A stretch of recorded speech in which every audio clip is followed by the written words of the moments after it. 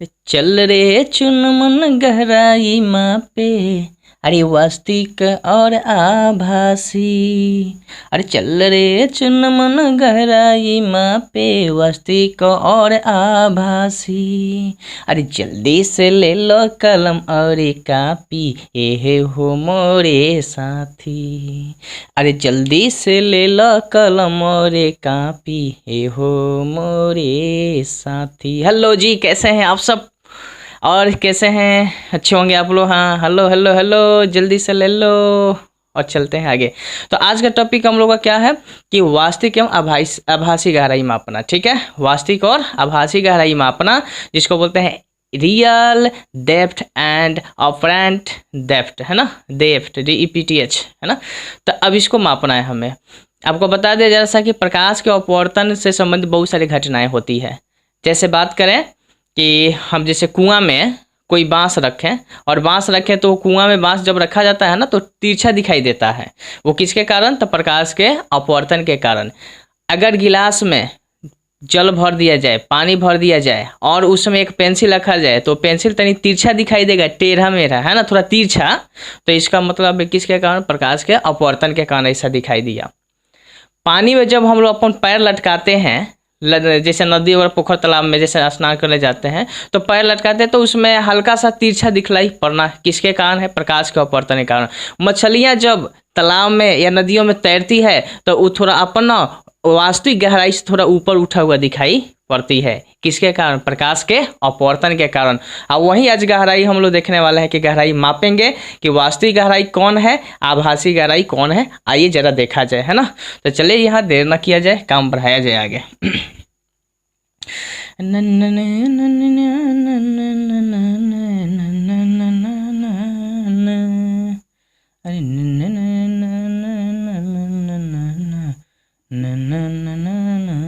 हाँ चलिए, देखिए मैंने एक कांच लिया, ठीक है, कांच है जिसका अपवर्तनांक, और इधर से हमारे पास हवा है। क्या चीज़ है? इधर से हवा है।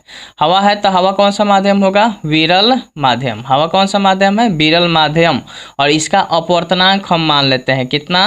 अपवर्तनांक, हवा का अपवर्तनांक मैंने माना μ1। ध्यान रखें, मेरे पास एक माध्यम है, इधर से मैंने लिया विरल माध्यम, इधर कौन सा है? एक कांच लिया जो कि सघन माध्यम है। कांच है तो कौन सा माध्यम है? सघन माध्यम है। ठीक है, तो ध्यान देंगे ये सघन माध्यम हो गया। कांच को मैंने लिया कौन सा माध्यम? सघन माध्यम। एक हवा है, कौन सा माध्यम दिखा रहा है? विरल माध्यम। तो चलिए इसको हम ऐसे दिखा देते हैं, आप समझेंगे ये कांच है। ठीक है, हम इसमें भर नहीं रहे हैं, आप लोग रंग सकते हैं, कोई दिक्कत ना है।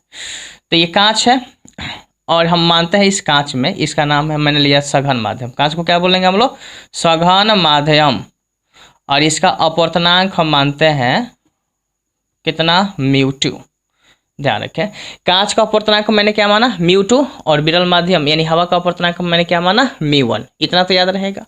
अच्छा, एक वस्तु यहाँ रखी गई है।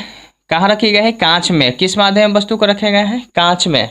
जब वस्तु को कांच में रखे हैं तो यहाँ से हम देखते हैं कि वस्तु, जब ये वस्तु है कांच में रखी गई है वस्तु, और ये जैसे यहाँ से बाहर निकलेगी, बाहर निकलेगी ना वस्तु, यानी यहाँ वस्तु से जैसे प्रकाश की बात कर रहे हैं हम लोग, यहाँ से वस्तु बाहर जा रही है, मैंने वस्तु मैंने करेगा, वस्तु भी मैंने प्रकाश की बात कर रहे हैं। ठीक है, तो यहाँ पर जैसे यहाँ से निकल कर जाएगी तो एक अभिलंब डालते हैं जिसका नाम मैंने ये पॉइंट रखा यहाँ, और यहाँ पे एक अभिलंब डालेंगे हम। गौर करिए, क्या डाला मैंने? एक अभिलंब डाला, और इसका नाम मैंने रखा ए। अब सुनिए जरा सा, है माध्यम कौन सा है? सघन माध्यम। आपको मालूम है प्रकाश के अपवर्तन में बताया गया है कि जब कोई प्रकाश के किरण सघन माध्यम से विरल में जाए तो अभिलंब से दूर भागेगी। अब विरल से सघन में आए तो अभिलंब की ओर झुकेगी। ये बात हम बता दिए। ठीक है, मतलब फिर से समझें कि जब सघन से प्रकाश विरल में जाए तो अभिलंब से दूर भाग जाएगी, और जब विरल से सघन में आए तो अभिलंब की ओर झुकेगी। तो है एक अभिलंब मैंने खींचा। ठीक है, तो ये किरण कहाँ? अभिलंब से है, देख रहे हैं ना। तो ये सघन माध्यम है, पूरा कांच जो है कौन सा माध्यम है? सघन माध्यम। यहाँ से ये दूर हो जाएगी, अभिलंब से क्या होगी? दूर। तो थोड़ा दूर हो गई किरण। स्पष्ट देख रहे होंगे आप लोग। अच्छा, ये जो वस्तु है मैंने इसको एक अभिलंब डाल दिया, पूरा बिल्कुल ऐसे सीधे अभिलंब खींचा मैंने। थोड़ा तिरछा हो गया है, आप लोग सीधा कर लेंगे। हाँ, ये मैंने इसका नाम रखा क्या चीज़? एन। एन मैंने रखा, ये अभिलंब है। जो वस्तु जहाँ रखे थे ना, कांच में वस्तु को जहाँ रखे हैं वहां से मैंने क्या खींच दिया, एक अभिलंब खींच दिया, जिसका नाम हमने रखा इसका ओ एन। नाम क्या रख दिया मैंने, ओ एन। अच्छा, यहाँ से जब वस्तु इस यहाँ पर जैसे किरण गई है, गौर करें तो यहाँ पर एक कोण बना और इस कोण का नाम क्या है, आई। आई फॉर आपतन कोण। आपतन कोण किसे कहते हैं, गौर करिए। ये है आपतित किरण, ध्यान दें, सघन से विरल में जा रही है ना, है सघन है, जब दू का माध्यम हो गया, दू का माध्यम, एक इस देखिए, इस जो देख रहे हैं आप लोग, ये सतह है, इस सतह के ऊपर वाला माध्यम विरल माध्यम, और सतह के नीचे वाला जो माध्यम है ये सब है अंदर वाला, ये सब है कांच, तो ये सघन माध्यम। तो यहाँ से है देख रहे हैं आपतित किरण, है क्या है, अभिलंब। एक बीच में जो कोण बनेगा उस कोण को हम लोग क्या बोलेंगे, देखिए मेरा बैटरी चार्ज कम है। हाँ, तो यहाँ बता रहे हैं कि जैसे यहाँ पर देख रहे हैं कि ये कोण बन रहा है, इसका नाम है आपतन कोण, और यहाँ से आपतन कोण हुआ और यहाँ से जो किरण गई ना, इस किरण को बोलते हैं, नाम पहले जान लें, इसका नाम है अपवर्तित किरण। एक का नाम है अपवर्तित किरण, और है कौन सा कोण है, ये किरण का नाम है आपतन, सॉरी मैंने क्या कहा, ये देखिए, ये जो किरण है ना, इस किरण का नाम हम रख देते हैं कौन सा, इसका नाम आपतित, और ये जो कोण बनेगा ना उसको बोलेंगे आपतन कोण। ध्यान दीजिएगा, अल्लाह जी गड़बड़ हो गया था यहाँ, ठीक है। तो यहाँ पर गौर कर लिया आप लोग, सुधार लिया ना, चलिए अच्छी बात है। अब यहाँ से अब क्या करना है आगे, हम सेम काम इधर भी करेंगे। तो देखिए, है ये आपतन कोण आई, यहाँ जो कोण बना वो अपवर्तन कोण क्या होगा, आर। अपवर्तन कोण को आर से, आपतन कोण को आई से, ये पीछे ही सब बात हो गई है, फिर भी यहाँ देखिए, और यहाँ से सेम इधर भी ले चलते हैं, और यहाँ से जो सेम ले गए तो इसका नाम मैंने रखा बी। और ये भी देखिए विरल ये सघन माध्यम है, सघन माध्यम से किरण कहाँ जा रही है, विरल माध्यम, तो अभिलंब से क्या होगी, दूर भागेगी। यहाँ मैंने अभिलंब खींच कर दिखाया, देखिए अभिलंब से दूर हो गई किरण, अभिलंब से दूर भागी है ना, ये अभिलंब है, इससे थोड़ा मुड़ गई है, तो इसको बोलेंगे अभिलंब से दूर। तो सघन से विरल में जाने पर किरणें कहाँ मुड़ जाती है, अभिलंब से दूर मुड़ जाती है, ठीक है। अब देखते हैं जरा सा, अब हम करेंगे क्या कि ये जो अपवर्तित किरण है इसको थोड़ा पीछे की ओर बढ़ाते हैं, इसका नाम कुछ रख लेते हैं, ए है, बी है, का नाम हो गया सी, मैंने रख दिया। और यहाँ से इसको जैसे मैंने पीछे थोड़ा बढ़ाया, तो ये कौन सा पॉइंट है, इसका मैंने रखा नाम डी, और इसको भी थोड़ा मैंने बढ़ाया, तो इनका कटान बिंदु कहाँ है, डी पर, कटान बिंदु क्या हो गया, डी पर। अब आप गौर करेंगे तो देखिए वस्तु रखे हैं नीचे, और ये जाकर अब ये प्रकाश के अपवर्तन के कारण ये वस्तु कहाँ, इस कटान बिंदु पर दिखाई देगी, डी पर। यहाँ से कोई प्रेक्षक, यहाँ से कोई प्रेक्षक, माने विरल माध्यम से प्रेक्षक क्या कर रहा है, इसको देख रहा है, प्रेक्षक है, क्या है यहाँ पर, प्रेक्षक। तो जब विरल माध्यम से प्रेक्षक देख रहा है सघन माध्यम में किसी वस्तु को, तो उसको वास्तविक गहराई से थोड़ा ऊपर उठा हुआ दिखाई देगा। तो देखिए वास्तव में वस्तु यहाँ है, लेकिन दिखाई अब उसको देगा, है आँख है ना, ये आँखवा को यही जब दिखाई देगा कि ये आँख जो है ना, ये दिखेगा कि वस्तु हेजा है। अब बताइए एजवा वस्तु है, ओरिजिनल में नहीं ना है, ओरिजिनल में यानी वास्तव में कहाँ है वस्तु, वास्तव में नीचे है, अधिक गहराई पर है, तो ये है वास्तविक गहराई। लेकिन हई जौन हेजा दिखाई दे रहा है, ये कौन सा है, आभासी गहराई, ठीक है। तो यहाँ पर आप देख सकते हैं कि यहाँ आप देखेंगे कि है, देखिए सी ओ यानी ओ सी की बात करें, किसके, ओ सी, तो ओ सी को हम लोग कहेंगे ओ सी बराबर कौन सा, तो इसका नाम है वास्तविक गहराई, इसका नाम है वास्तविक गहराई, समझ आया। और यहाँ से देखिए ओ डी है, ओ डी है, जा कट गया ना, ध्यान दीजिए, ध्यान दीजिए जल्दी से, ये है ओ डी, तो ओ डी बराबर है कौन सा, आभासी, ओ डी बराबर क्या होगा, आभासी, ओ डी आभासी। यहाँ सिड्डी देख रहे हैं, सिड्डी वो अलग चीज है, यहाँ से देखें ओ डी जो है आभासी, ओ डी बराबर आभासी गहराई। तो वास्तविक गहराई और आभासी गहराई को आपने देखा, ठीक। अब यहाँ से हो गया, अब चलते हैं इसको हम थोड़ा लिखेंगे कि क्या क्या चीज है, थोड़ा लिख लेते हैं।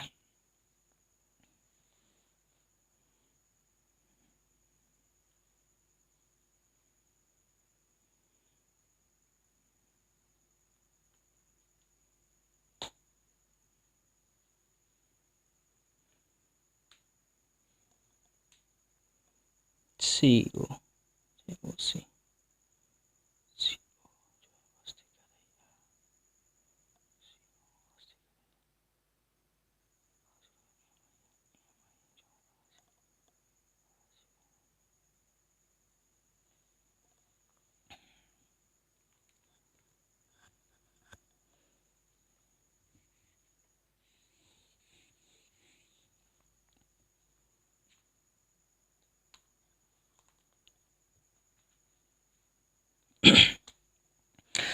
तो हाँ चलिए अब देखते हैं, ये तो आपने देख लिया। अब यहाँ यहाँ यहाँ गौर करें, यहाँ गौर करें कि सी से ओ तक, सी ओ बराबर सी से ओ तक, इसको बोलेंगे वास्तविक गहराई। का नाम क्या है?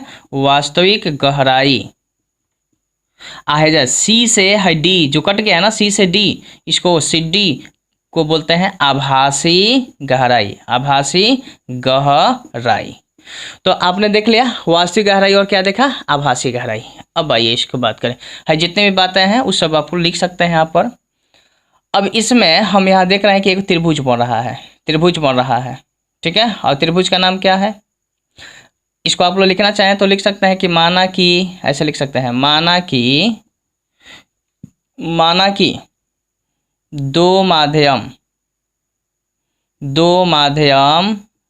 देखिए इसको हम लिख रहे हैं, जो फिगर देख रहे हैं ना इसकी भूमिका है, माना कि दो माध्यम जिनके, दो माध्यम, एक होगा विरल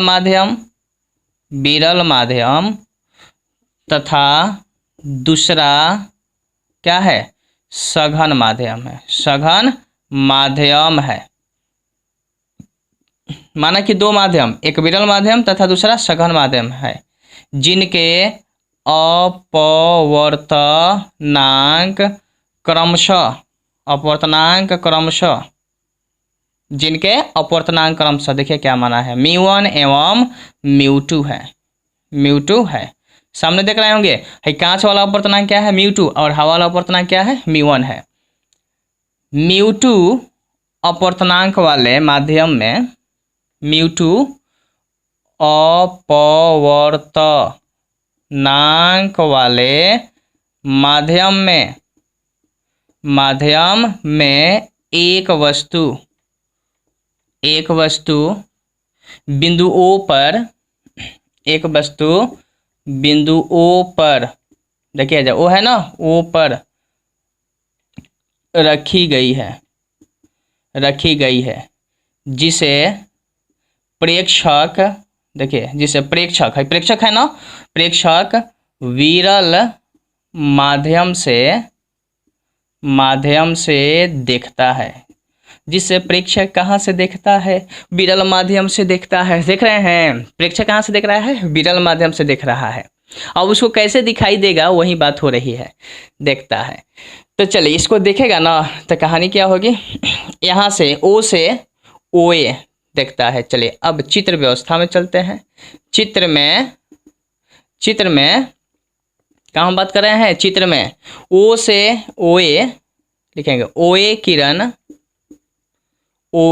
किरण अपवर्तित होकर विरल माध्यम में चली जाती है। OA किरण अपवर्तित होकर विरल माध्यम में चली जाती है।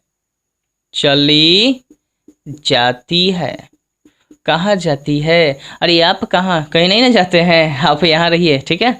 तो चली जाती है, जिसका अपवर्तन कोण क्या है? R है, ठीक है। जिसका अपवर्तन कोण क्या है? R है, तो यहाँ पर R देख लेंगे आप लोग, और यहाँ से आपतन कोण क्या देख रहे हैं? I है। चित्र में ये सब बातें बुझा जाएगी। चलिए भूमिका हो गया। अब इसमें हम करेंगे क्या, इसी प्रकार यहाँ पर देख रहे हैं ये चली जाती है, तो अपवर्तन कोण क्या है? R है, और आपतन कोण क्या है? I है। यहाँ पर अपवर्तन कोण R तथा आपतन कोण क्या है? I है।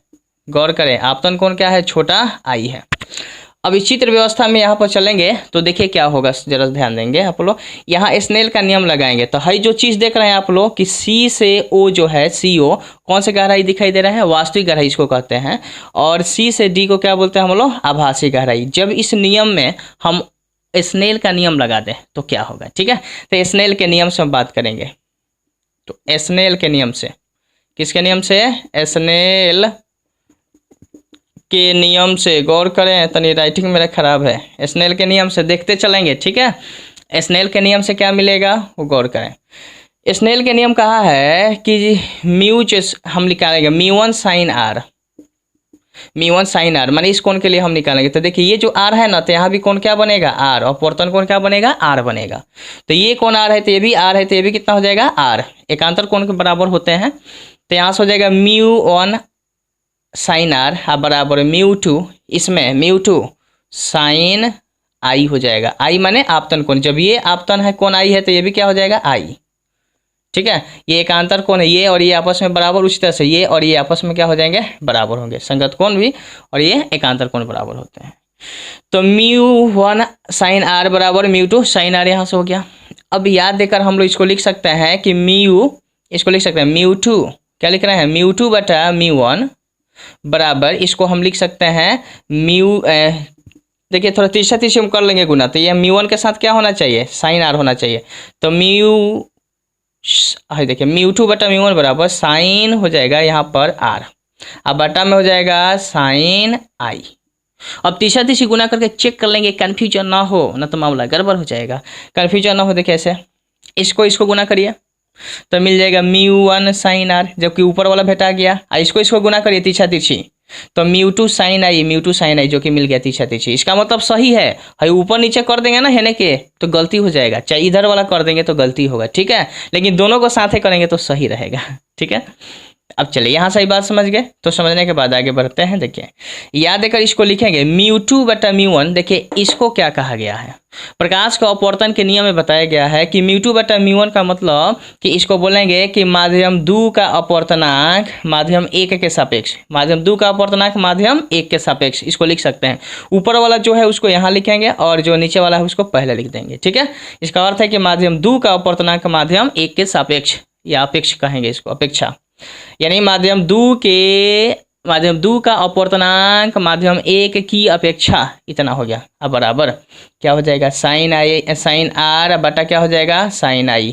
और चित्र में देखेंगे आप लोग कि साइन r है, देखिए साइन r ऐसा निकालेंगे ना इस त्रिभुज में, त्रिभुज का नाम देखिए क्या है, त्रिभुज ACD में, त्रिभुज ACD में गौर करें, ACD छोटका त्रिभुज देख रहे हैं, ओ में देखेंगे ना तो हाई हो जाएगा लंब, हाई लंब हो जाएगा, ये क्या हो जाएगा, कर्ण। ठीक है, फिर से नहीं दिखाई दिया, गौर करें, इधर घूमने दीजिए हमको। हाँ, ये छोटे वाले त्रिभुज में, त्रिभुज ACD में हाई हो गया लंब, हाई हो जाएगा कर्ण, यानी AC लंब, AD क्या हो जाएगा, कर्ण। तो इसमें लिख देंगे हम, तो इसमें लिखने जा रहे हैं, याद देकर μ12 इक्वल टू, इसको लिखने जा रहे हैं, पहले हम यहाँ लिख देते हैं कि क्या होगा, त्रिभुज इसमें चल रहे हैं तो AC, अब बटा क्या हो जाएगा, AC बटा में हो जाएगा AD, AC बटा AD, लंब बटा कर्ण साइन थीटा बराबर, अब फिर पूरा बटा साइन i का, i वाला यहाँ देखिए, तो ये बड़का त्रिभुजवा में, त्रिभुज का नाम बोल देते हैं, त्रिभुज ACO में, त्रिभुज ACO में, इसमें बड़ा वाला में, तो ये हो गया लंब, AC लंब हो गया। और ये जो होगा आप लोग का है OA जो होगा ना, OA वो क्या हो जाएगा, कर्ण होगा, तब हो जाएगा AC बटा OA, AC कट जाएगा और ये चल जाएगा OA ऊपर, तो बन जाएगा μ12 बराबर ये OA बटा क्या हो जाएगा, AD, और OA बटा क्या होगा, AD, OA बटा AD, हमको मिल गया क्या चीज, OA बटा AD, क्या मिला, लंब बटा कर्ण। तो OA बटा AD कहाँ है, OA बटा AD, यहाँ तक हो गया। अब चलिए अब करते हैं क्या है वो समझे, इसको मान लेते हैं समीकरण नंबर 1। क्या मान लें, समीकरण 1। अब यदि हम बात करें, यदि ध्यान दीजिए, यदि है बिंदु A जो है वो कहाँ चला है, C के करीब, बिंदु A कहाँ चला है, C के करीब, तो लिखेंगे यदि बिंदु A C के काफी निकट हो, ध्यान देंगे C के काफी निकट हो तो क्या हो जाएगा, कहाँ ध्यान है ध्यान दीजिए ना तो काम गड़बड़ा जाएगा। यदि बिंदु A C के काफी निकट हो, देख रहे हैं ना, बिंदु A C के काफी निकट हो, तो देखिए हाई जोन है AD जोन है ना, वो किसके बराबर हो जाएगा, CD के बराबर। AD जो होगा वो किसके बराबर हो जाएगा, CD के बराबर हो, तो AD बराबर देखिए कौन सा, AD बराबर हो जाएगा क्या चीज, ये A चलाएगा यहाँ पर तो CD, तो AD बराबर CD, AD बराबर क्या हो जाएगा, CD। तथा एक और देखिए, ये ओ ए है, जैसे देखा है ना चित्र में, ओ ए है पूरा, ये ए चला आएगा सी के पास, तो ये चला आएगा सी के पास, तो ओ ए बराबर क्या हो जाएगा, ओ सी, तथा ओ ए बराबर ओ सी हो जाएगा। ठीक है, तो अब इसके इस हिसाब से हम चलेंगे, तो यहाँ देखिए ओ ए की जगह पर हम क्या लिख सकते हैं, ओ ए की जगह पर क्या लिख सकते हैं, ओ सी, और ए डी की जगह पर क्या लिख सकते हैं, ए डी की जगह पर लिख सकते हैं सी डी। ठीक है, तो इसलिए समीकरण 1 से हम चलेंगे, समीकरण 1 से क्या है कि μ12 इक्वल टू ओ ए बटा ए डी, ओ ए बटा ए डी, अब बराबर हो जाएगा ओ ए के जगह पर हम क्या लिख सकते हैं, ध्यान दीजिए इधर ध्यान दीजिए, ओ ए के जगह पर हम लिख सकते हैं ओ सी, अब बटा ए डी के जगह पर लिख सकते हैं, ए डी के जगह पर क्या लिख सकते हैं, सी डी, ध्यान है ना, सी डी, तो ये हो जाएगा सी डी। अब जरा गौर करें, अब हो गया काम, है ना, तब बराबर क्या हो जाएगा, देखिए ओसी को क्या कहे हैं, देखिए ओसी को क्या बोले हैं, वास्तविक गहराई, और सी डी को क्या बोले हैं, आभासी गहराई। तो ओसी ऊपर है तो इसको लिख सकते हैं कि μ12 इक्वल टू, ऊपर वाला है ओसी माने कि वास्तविक गहराई, ओसी माने क्या है, वास्तविक गहराई, अब बट्टा में नीचे क्या है, सी डी को क्या है, यहाँ देख रहे हैं, आभासी गहराई, तो ये हो गया आभासी गहराई। तो इस तरह से हम लोगों ने देखा ये संबंध, और इस तरह से आपको मालूम चल चुका, ध्यान दिए होंगे, अच्छे से समझ आ गया होगा, हाँ नहीं ध्यान दिए होंगे तो थोड़ा सा मामला गड़बड़ाया होगा, फिर एक बार देख लेंगे ताकि आपको याद आ जाए, अच्छे से इसको समझ पाएँ आप लोग। ठीक है, तो आपको बता दें फिर से एक चीज़ समझें, एक बात ध्यान देने वाली है, ध्यान देना है वो समझें, लिख लीजिएगा नोट में ध्यान देकर, कि जब कोई वस्तु सघन माध्यम में रखी गई हो और उसको विरल माध्यम से देखा जाए, कहाँ से, विरल माध्यम से देखा जाए, तो वो वस्तु ना वास्तविक गहराई से थोड़ा ऊपर उठा हुआ दिखाई देगा। ठीक है, अच्छा इसके उल्टा समझें कि जब कोई वस्तु कहाँ रखी गई हो, विरल माध्यम में, कहाँ, विरल माध्यम में, जब कोई वस्तु कहाँ रखी गई हो, विरल माध्यम में, और देखा कहाँ से जा रहा है, कहाँ से देखा जा रहा है, सघन माध्यम से, और जैसे सघन माध्यम से देखा जाएगा तो वस्तु जो है ना वास्तविक दूरी से अधिक दूरी पर दिखाई देगा, अर्थात आभासी दूरी दिखाई देगा। ठीक है, आभासी दूरी दिखाई देगा, गौर करिए। तो आपने, हम उम्मीद रखते हैं कि आप इस बात को समझे होंगे, है ना, तो उम्मीद करते हैं कि चीज़ को समझ गए होंगे। अगर ना समझ आए तो एक बार और देखें, ये रिक्वेस्ट रहेगा आप लोगों से, ताकि आपको अच्छे से टॉपिक क्लियर हो जाए। और फिर मिलते हैं हम अगले वीडियो में, तब तक के लिए इतना ही, धन्यवाद, नमस्कार।